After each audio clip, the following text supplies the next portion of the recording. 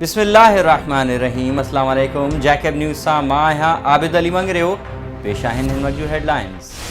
जैकबाबाद जा शहरी बुनियादी सहूलतुनि खां महरूम। पीपी शहीद भुट्टो जे सॾ ते जैकबाबाद वासी बिजली जी लोड शेडिंग, पाणी जी खोट समेत ॿियनि बुनियादी मसइलनि लाइ पीपल्स पार्टी शहीद भुट्टो जे ज़िलई सदर नदीम कुरैशी जी अॻवानी में रोडनि ते निकिरी आया। असिस्टेंट कमिश्नर जी गाॾी जो घेराव, सख्त नारेबाज़ी, प्रेस क्लब आॾो धरणो। शहरियुनि जो चवण हो त कहर जी गर्मी में 12 खां 18 कलाक लोड शेडिंग करण अवाम दुश्मनी आहे ऐं जैकबाबाद वासियुनि खे हर दौर में पाणी जे फुड़े फुड़े लाइ तरसायो वियो आहे। अहिड़ा ज़ुल्म ऐं जबर हाणे बर्दाश्त न थींदा। ॿिए पासे शहरियुनि जे अहिड़े एहतजाज ते एक्सीएन सेप्को आमिर शेख जो चवण हो त लोड शेडिंग मथां शेड्यूल थी ईंदी आहे। लोड शेडिंग घटाइण या वधाइण में असांजो को बि किरदार न आहे। शहरियुनि खे सम्झणु घुर्जे त जेसि ताईं चोरी ख़त्म न थींदी उन वक़्त ताईं लोड शेडिंग बि ख़त्म न थींदी।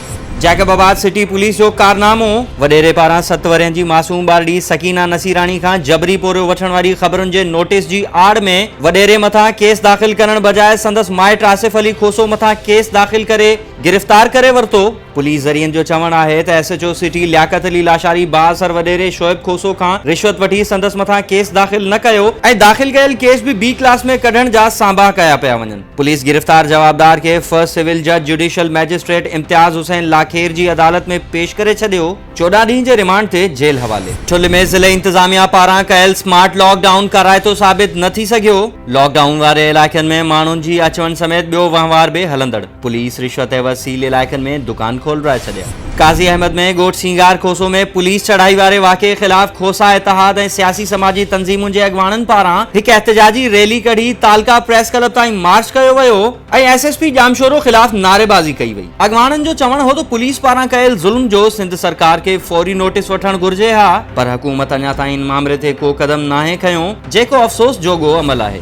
एसएसपी जामशोरो ख़िलाफ़ कार्रवाई करे मुतासिरनि सां इंसाफ़ न कयो वियो त एहतजाज जो दायरो वसी कयो वेंदो। घारो में नई आबादी जे रहवासियुनि पारां लैंड ग्रैबर हुज़ूर बख्श कलवड़ ऐं घारो शहर जे पीपल्स पार्टी जे जियाले पारां क़दीमी क़ब्रिस्तान ते कब्ज़े ख़िलाफ़ एहतजाजी मुज़ाहिरो कयो वियो। मुज़ाहिरीन जो चवण हो त क़दीमी क़ब्रिस्तान ते कब्ज़ो करे पाणी जा कुदरती वहकरा बंदि कया विया आहिनि ऐं क़ब्रिस्तान ते प्लाटिंग कई पई वञे। अहिड़ी ॾाढ मुड़सी कंहिं बि सूरत क़बूल न कंदासीं। असीं वज़ीर आला सिंध ऐं डीसी ठठो खां मुतालबो था करियूं त कब्ज़ा खोरनि ख़िलाफ़ कार्रवाई कई वञे।